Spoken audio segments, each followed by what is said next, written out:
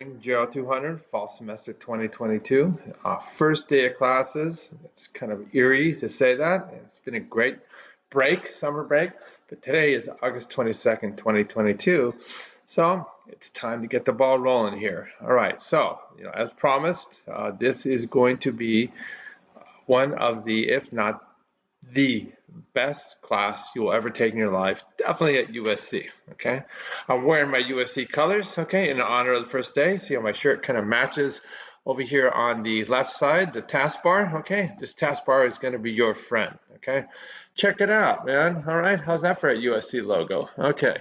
All right, so as promised in the How to Get an A video that we sent out earlier at the end of last week, sorry, um, I'm going to be providing lectures on a weekly basis. Julia's going to be providing lectures sometimes we'll do it together. So today I'm taking the lead. And so what you will do every single week is you will go into your weekly assignments like so, right here, and you'll just crush every single week, okay? Again, the information is super important, super valuable. You're going to find this to be totally rewarding. What you do, for those of you who are new, okay, and haven't seen my video, please do check out my How to Get an A video. Where is it? There it is, okay? We always post everything as an assignment, as an announcement, and then we send it out via email. Okay, so we already did that right here, and then what else we have to do here in terms of you keeping track of things is you just keep your eyes on these different components to the class, different assignments that that you need to calendar. Okay. Alrighty, so we see we have a couple short papers right here. Again, if you want to check it out, what it's all about, you go check out this video. Explains everything, okay? I explain how to get ready for the midterm exams, okay? 2 different midterm exams, and I explain the paper, all right? So definitely you just got to go check out this video right here more than anything, okay? All right, I want to get into the meat and potatoes of this week. So what I do is I click right here, GERO 200 weekly assignments, okay? All right, so every week, you're going to do something. So this describes everything. The good news here is we provide all kinds of different free media, open access, online educational resources, okay? And so it's all free to you, no cost, which is a beautiful thing. And also it allows us to update the class all the time. So we've updated a few of the content areas that you look down here below for this semester, all right? So again, this is a huge global economic issue, a huge global society issue, okay? And then intermingled with all this, those kind of statements are, there's some biomedical issues. There's personal cost of living. There's the domestic costs, and we're going to talk about things like the gross domestic product and things like that. And so we go over global issues, then we go into our country right here. We do a little bit of biology to understand why it is that the extreme economic burden of what are called non-communicable, these slow, chronic, progressive diseases of aging, why they take their toll on us individually, okay? Both at a personal level, at an economic level, and then we look at the kind of national global economics of that, all right? And then piggybacking on that is the caregiving, the support, okay? So this is a big thing. And then we get into a real kind of nuts and bolts analysis of true economics. I know you guys are a lot of B majors, a lot of Marshall majors, econ majors, so you're gonna find this stuff super valuable. It's so applied, okay? Then we ask you to become retirement planners, okay? These are, financial planners, money managers, financial advisors. A lot of you, this is going to be your first career coming out of college. So we do a really great job in this section of setting you up to become one of those, but also showing you that you don't need to hire one, that you can do it on your own, okay? And then we finish up the class with a really useful lectures on law. Okay, from elder abuse to just setting your ducks in a line so that you have a true legal document that will allow you to make healthcare decisions, be able to take over financial decisions for your parents and grandparents, and then sit down and talk about estate planning, okay, trusts and wills, and beneficiaries, and the passing along of wealth through generations, okay. Now, in every single weekly assignment, we do have a discussion. You have a week to get this done, okay, and I mentioned that in the previous how-to, all right, and then that discussion will disappear, okay. Um, if you want to look at the discussions, they are all listed down here in the archive discussion area, and it's a little slow here with my internets, my webbers. Okay, there it is.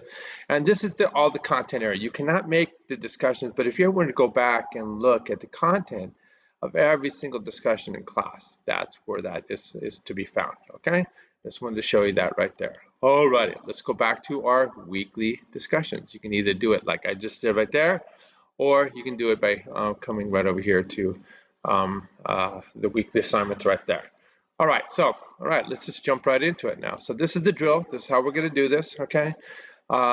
So there is the how to get an A video that I promised, okay? And then what I'm going to do is down here, I'll put the assignment 1 video that you're looking at right now, okay? And this is how you're going to find this. This is going to be coming out to you via email, all right? Again, I'm going to be the biggest cheerleader ever for this being really the best and most applied course that you're ever going to take at USC. And you're going to put a lot of the skill sets that you obtain to use right away, which is really cool. Just in terms of working with your parents and financing and things like that. All right. We start with a global aspect because we are a global economy, and a lot of you people are going to find that with your jobs, okay, you're going to become problem solvers in countries all around the world. Okay, they're going to be coming to you for answers. And that's what this is all about. All right. So we look at this. It's about a 12-minute video from The Economist. Okay.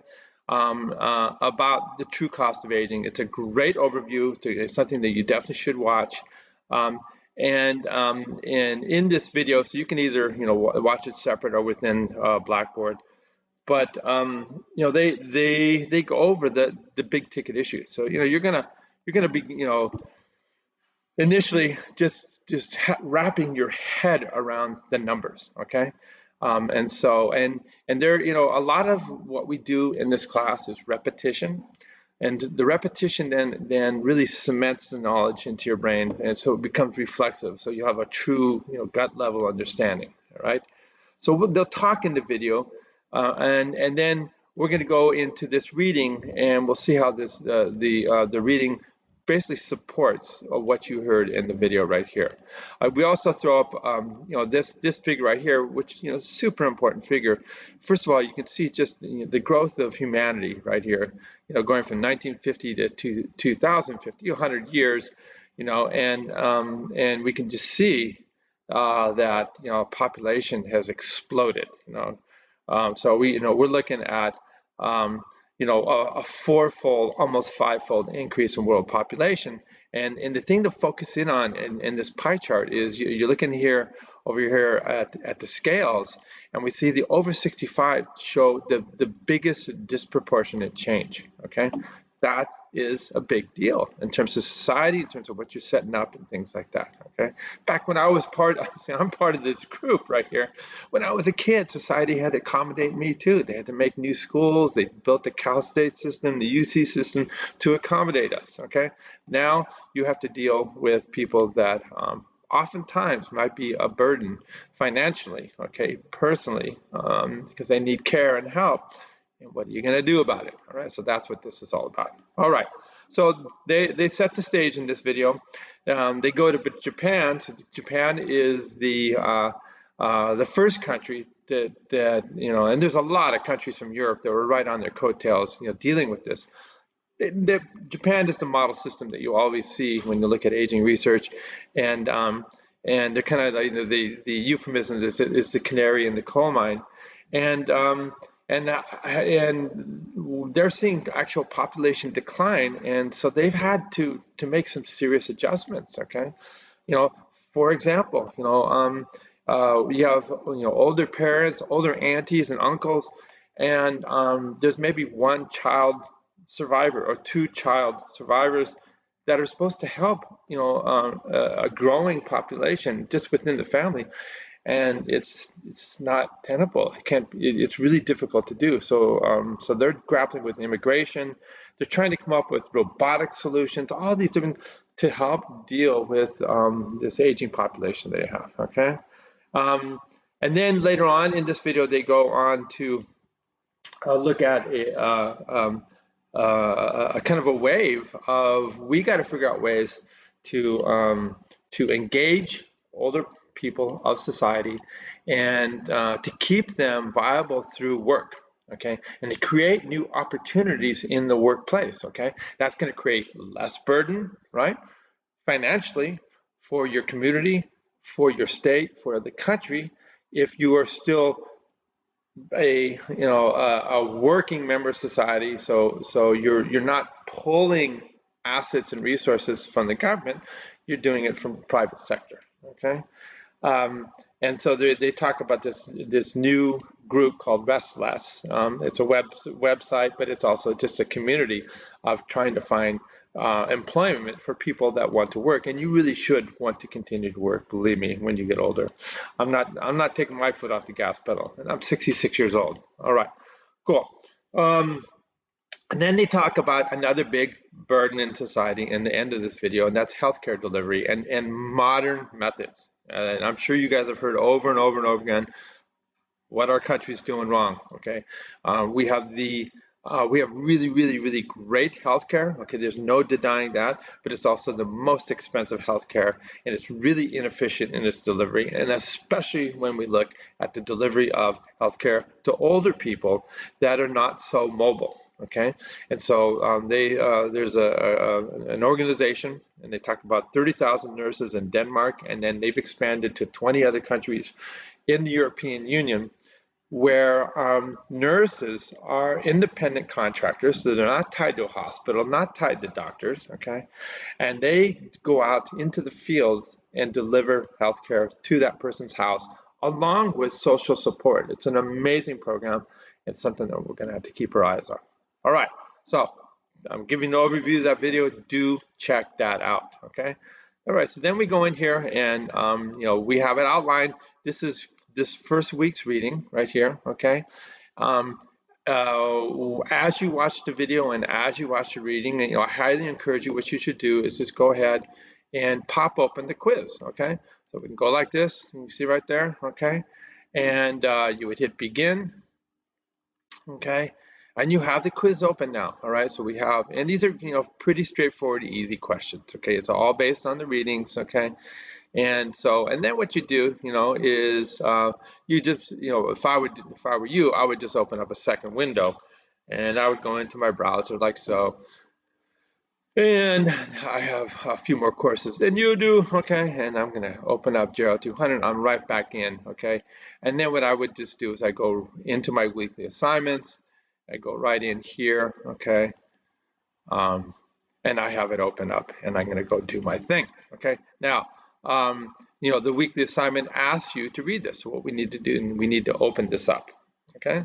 So bump. So oftentimes there's going to be some readings within the framework of Blackboard, but most times we're just going to have a link to a PDF file. That's the easiest way to go. Alrighty, so what we're going to do here then is I would just go back and forth, okay? So I could come down here to my browser, okay? And I could go find that quiz, which is right here, and I would read this over. I'm going to read over each one of my questions, okay? Okay? What part of the world has life expectancy at birth increased the most from 1950 to today, okay? So you look at this, would it be East Asia, Africa, Latin America? Well, that's hopefully somewhere in the readings, right? It's estimated the number of people over the age of 65 outnumber the number of people under the age of 5, starting in, okay, well, we're going to find that as well, okay? Alrighty, and that's going to be a graphic right there that we'll be able to find that. All right, so that's how that works. So let's go back down to our readings, okay? Boom and boom, right here. Put my head up here, okay? All right, and so remember, we've got to go all the way from, we're going to look at the forward, the forward, the overview, and we're going to go down to trend 5. That was exactly what I was asked to do, okay? And sorry, I'm going to go back here to this one as indicated right there. All right, so that's what we got to do right there. All right, so I'm going to go back to that, okay?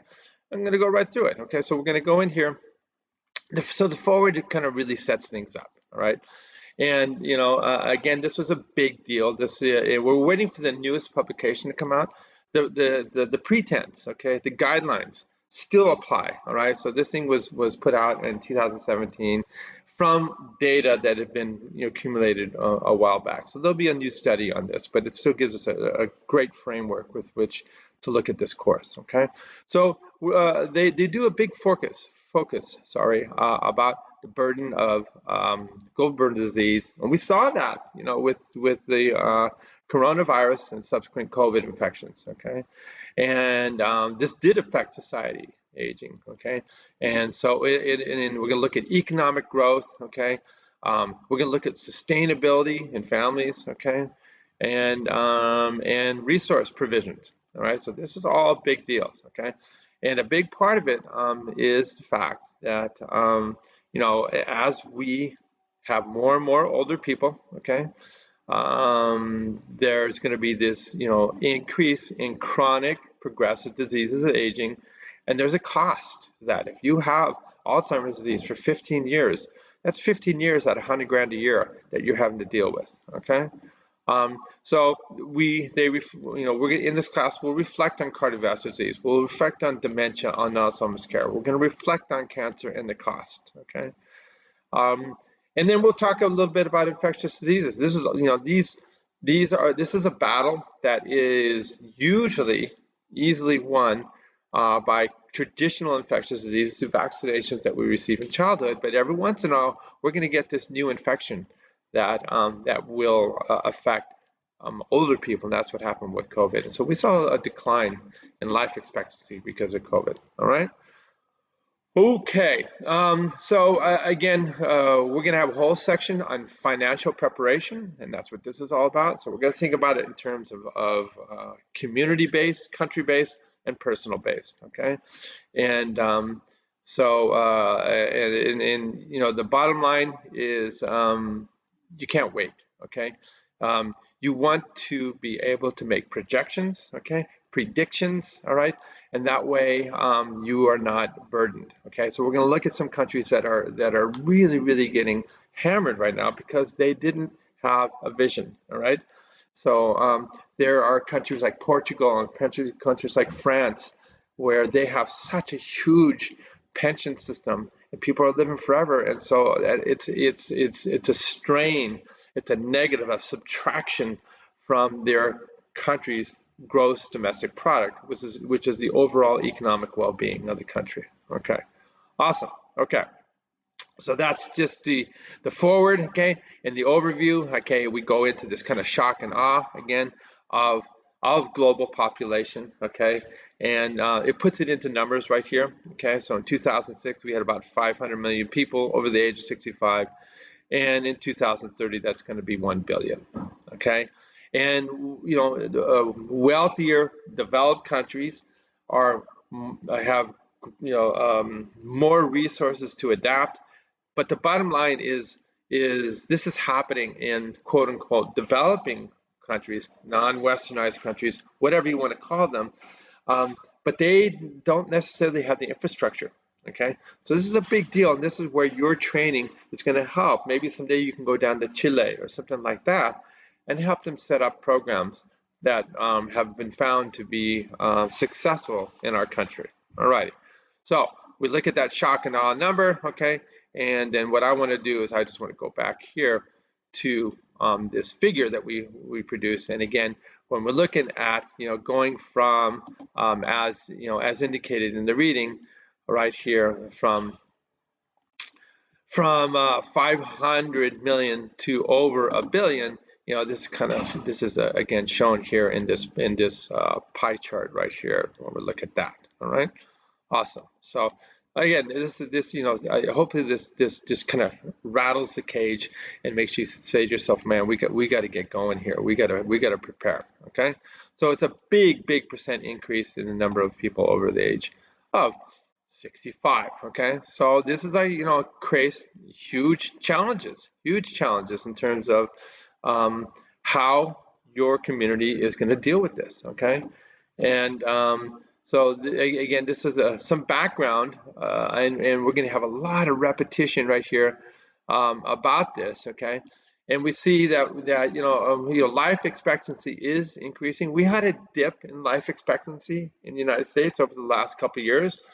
And this is like a prediction. If you were born right now in 2022, how long would you be expected to live? Okay, so it's based on what's going on in 2022, and and then we look across all the age groups, and we of course we had a significant hit when we lost 1 million people to COVID. So that dropped our life expectancy. We've also had a drop in life expectancy uniquely in the United States of America, from opioid addiction. So these are all targets to increase the life expectancy. Okay, what happens?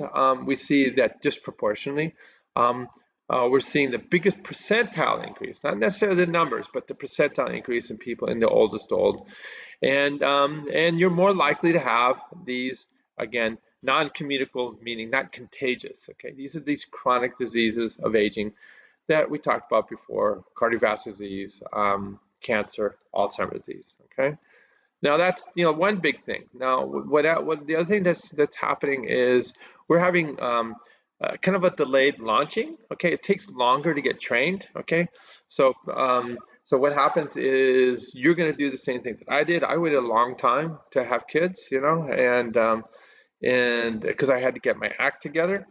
And so it really changes family structures. Okay, and so we're going to see people are living longer, having fewer children. Okay, we had 2 kids. A lot of people are not having any kids at all. A lot of people are having one kid, and that's just transforming the structure. And we look at the traditional form of care. Okay, and you're going to be there. Your parents are going to get older, and they're going to be looking to you for some assistance.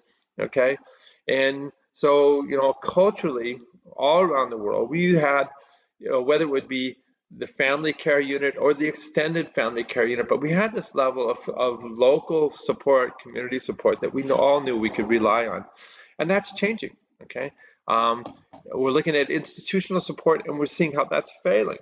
Okay, so maybe we're going to go full circle. We're looking at the fact that economically people are not set up.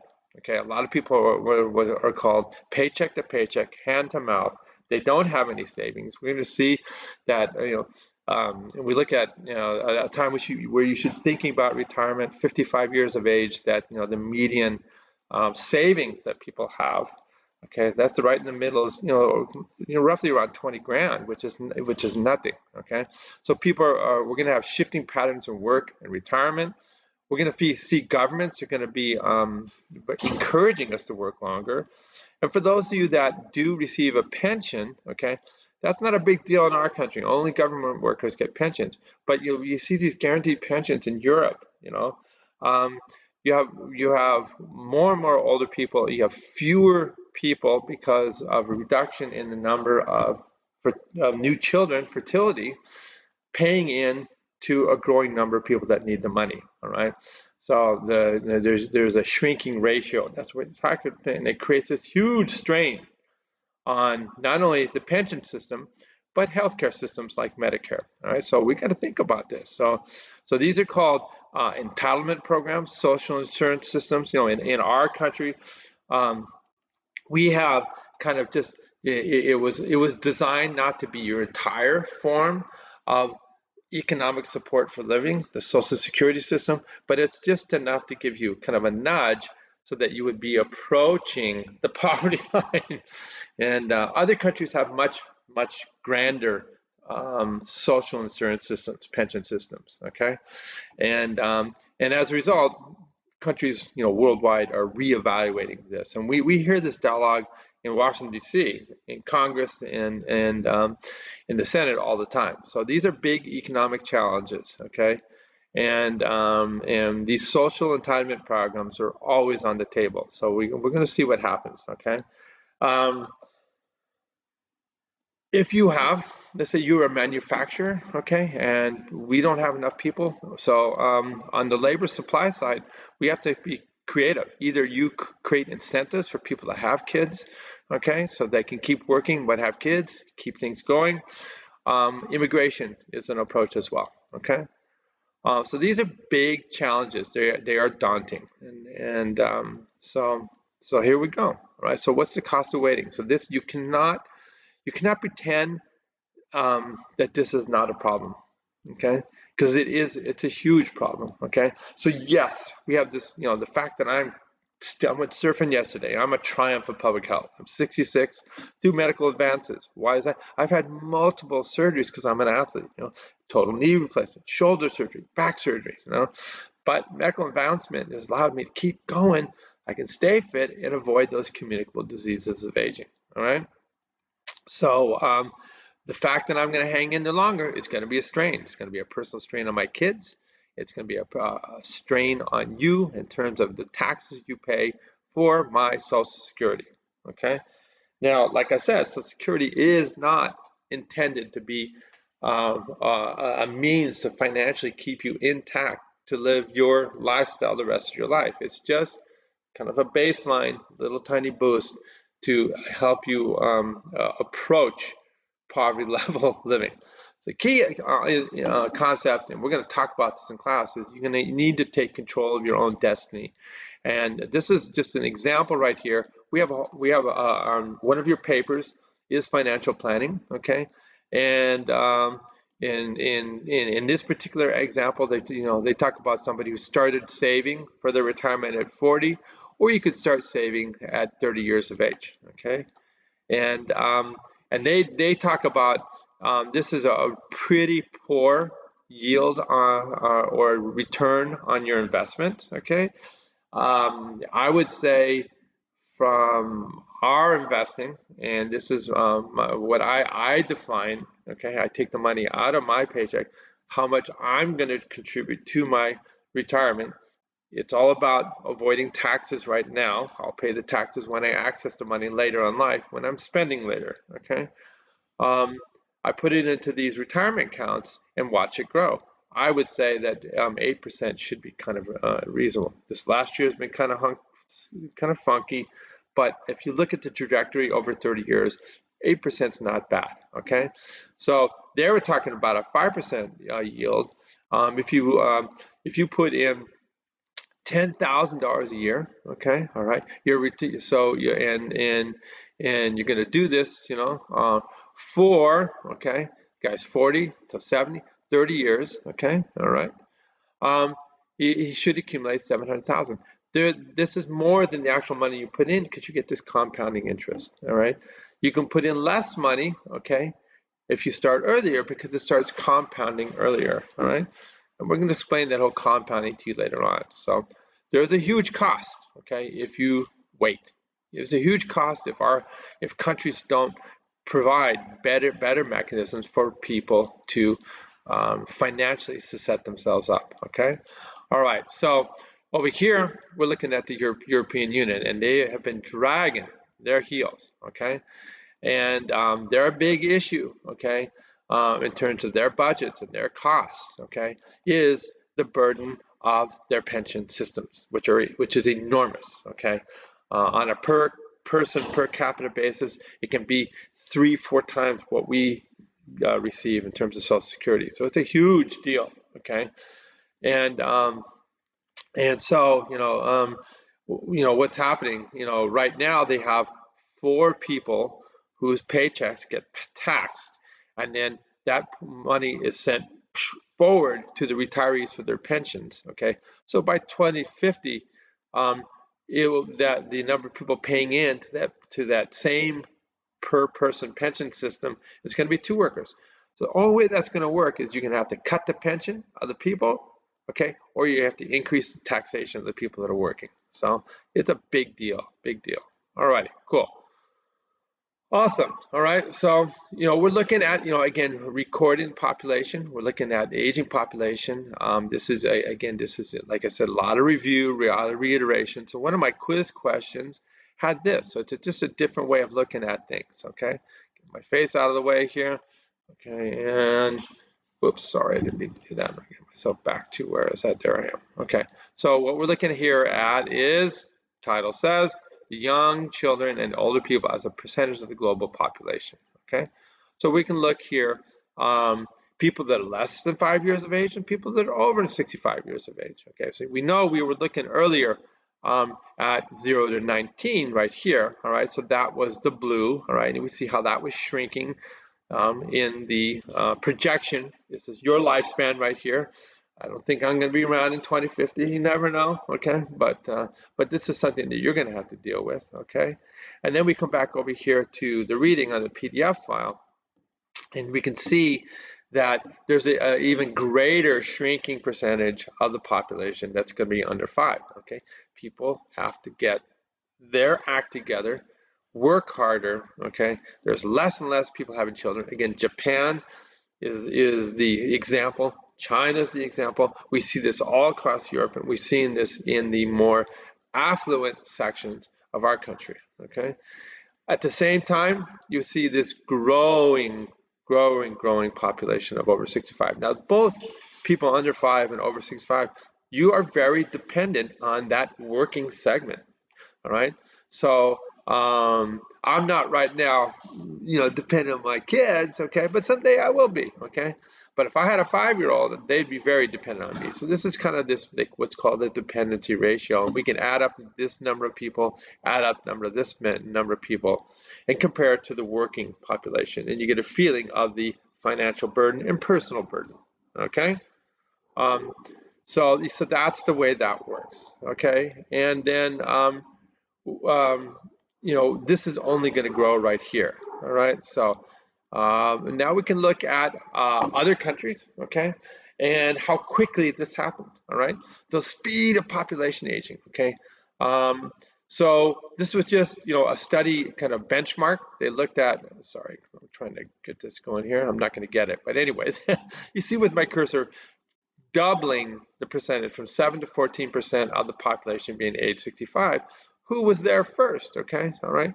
So we see here in the countries they looked at, like I said, most of the European Union is there. Okay, how many years they had to do it. So France had a long time to take care of this. Okay, so they were able to adapt. Okay, they were able to project. Okay, they were able to make fiscal economic changes based on government interacting with the business sector. Other countries had less time. Okay, so these are the developing countries right here. You see that this change in the demographic that we are looking at here, okay, is happening at a much more rapid pace, and these countries financially do not have the infrastructure, like I was saying. Okay, so it's a big deal for them. All right. So we are, certainly we're, hitting pretty soon the maximum, but we're going to continue to see increases in life expectancy, especially in these developing countries. Okay. All right. And so, why is all this happening? If we look at it, this is called demography, where we're looking at all the groups. Okay. Well, if you look at a country, okay, when we're looking at what is driving the way the population looks. One thing we see is, again, people are having less children. You're going to see this in your second discussion. Okay, again, Japan being the kind of model system and the consequences of having less children. So we have low fertility, okay, and then we also have this steady increase in life expectancy because of science and public health, having a difference, So we know all about nutrition. We know we need to eat better. We know we need to exercise. And it starts percolating out into the mindset of people, and they engage because they want to be able to have this long and happy lives, okay? All righty. We also, through medicine, have been pretty good at eliminating infectious and parasitic diseases that affect us in youth so we live longer. Every once in a while, you're going to have a coronavirus, okay? And it's going to throw a monkey wrench into the situation. But for the most part, even with the coronavirus, it's amazing within 2 years how much medicine cut up and really minimize the risk that we have now from the coronavirus. Still out there, but it minimized the risk, okay? Alrighty, so these are big ticket issues. So we can look at this big thing right here. So public health and medicine and what it's done. So back in the day, okay, so this is a little over 100 years ago, turn of the century. We can look at 100 people, okay, so 100% of that 100 people, okay, right here. And we looked at our sample, and we then looked at the likelihood that they would survive each year. All right, so we look at 10 years of age, we look at 20 years of age, 30 years of age, all the way out there. And you see that, back in the day when we didn't have antibiotics, we didn't have vaccines, okay, against many of the infectious communicable diseases of aging, means that you communicate, like when somebody coughed on you with the Rona, you communicated the disease to them. You see that that it took its toll, all right? So you lined up 100 people, and within 10 years, almost 20 of them were dead, okay? All righty. Then we see right here, we still had a more of an accelerated decline in death rates, okay? So we didn't have coronary bypass surgery back then. We didn't have ways to treat kidney infections back then. We didn't have even the orthopedic surgeries that allowed you to stay viable and healthy. So we see that, by 50 years of age right here, just gonna go straight up right here, you've lost about 40% of those 100 people, okay? All right, then we fast forward here to this benchmark, looking at 2003, okay? And we could even take this out to 2023 if we wanted, but we see that there's very little infant mortality because we have such great tools now, okay? Whether it's OBGYN and having better control over what goes on in the operating room when you give birth, prenatal care, and then we have right out of the blocks, you come out of the womb and we have vaccinations, okay? If you do get infections, we have antibiotics.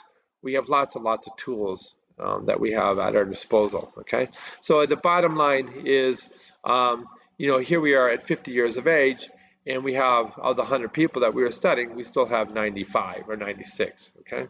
Compared to losing 40 right here, we only lost 3 or 4, something like that. You see how that works? So, and it's all because of modernization, okay? All righty, and we can, again, look at this life expectancy at birth, and you see the biggest increase has been for women, all right? So women are living longer, much longer, and we see that at the end game, okay? The end game being, when we're looking at the population in 70s and 80s, men die earlier than women do. And so in terms of that projection, it is something that has to be dealt with, okay? You can't treat men and women equally. And this is a really important feature of society you got to think about, all right? All right, so this goes through a lot of things that we just talked about, okay? Talks about the medical advances and things like that, okay? And these all create things you have to deal with, all right? So we have more and more older people. We've kind of defined why that is. And then we're gonna look at the community problems, the burdens, all right? So repetition, pensions, okay? So if you work for the city of Laguna Niguel, I live in Laguna Niguel, you retire at age 60, you have a pension the rest of your life because you're a government employee, okay? If you're a fireman, you have a pension the rest of your life. If you're a police officer, you have a pension the rest of your life, okay? These are all kind of examples. You work for the local water company, all right? That's government-based pension, okay? So these are all burdens, okay? We're gonna have to increase taxes on our population to have this guaranteed retirement income. Now, like I said, Europe is far worse because most of us don't work for the government, and the other thing that is out there, okay, and healthcare costs rise, rise and rise, rise, rise and rise. Even if we do better, okay, reducing disability, okay, healthcare costs continue to rise, and the older you are, the more likely you're going to have to tap into healthcare, okay. We're going to have people living longer, so the way we relate to our parents and grandparents, okay, the way your life is structured with your kids, it's changing, okay, and you're going to have to deal with that, okay. This is going to be You're going to have to help your parents with your grandparents, okay. And again, number of centenarians will grow. In fact, that's where I got my Surfos t-shirt. We took a class of students, if you guys are interested in this next spring. It was a May semester class. We went to Costa Rica, went to the mountains above Nosara, where the longest lived people in the world are. Cool. Not a fully, developed country, okay, but their lifestyle was permissive to having more centenarians than anywhere else in the world. So we went down there and checked it out. It was really cool. Okay. Okay. Now, when we look here, at aging population, okay, and we could do it by country basis, okay. We could see. First of all, I'm going to go back to this. Sorry, I was getting ahead of myself. So, like I said, on a percentile basis, okay, the 85-year-old centenarians are growing at the fastest tick. It's not the number. There are a lot more 65-year-olds than there are centenarians, but people, if they make it, okay, all right, can live a long time, and we're seeing that on a percentile basis right here, and this kind of complements the structure of who's who in this graphic right here. Okay, when we're looking at this 65 and older gold standard right here, boom, boom, boom. All right, that's going from 7 to 16%. That's more than doubling here in 30 years, which is kind of amazing. And we go back here, we can see that a big part of that structure is the oldest old. Okay, alrighty. So this gets into what I've been talking about, these non-communicable diseases. Okay, and so when we look here, that used to be our proprietary, our ownership, our problem. The more developed, the more westernized the countries that are financially ahead. And we can see here in even 2002, then we look at these non-communicable diseases as a burden. We've gone from 85 to 2030 to be 89% of the financial drain, okay, personal drain. And we see that these low-income countries are catching up, all right? So they have less infectious disease, less injuries. So we got to scroll down here and see who's who. So there's injuries are in red. This is infectious diseases, also things like nutrition. These are just common healthcare knowledge that is not there, and you see that's declining. And then the blue is the fact you've made it, and now you're going to get these diseases of aging. Okay, awesome. Okay, so here's the last part. Okay, so we're seeing certain segments where the fertility is really low. Okay.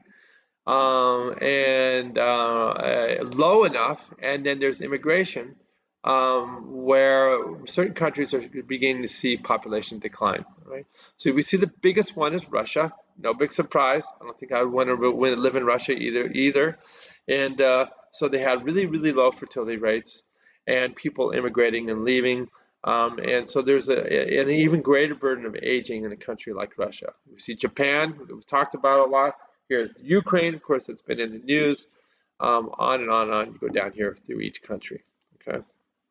Okay, we can look at the specific age structure in Russia right here, and you can see where you see the huge decline in numbers going between 2006 and 2030 of all this age group, but this big increase in numbers of the older people, okay? Awesome. All right, so they're going to have to come up with big policy and big changes. All right, so this is just, again, the first shot over the bow. We will go through each one of these issues in more individual detail, but it's really cool to start with this overview. And, especially, it's really great to be able to set the table with this video first.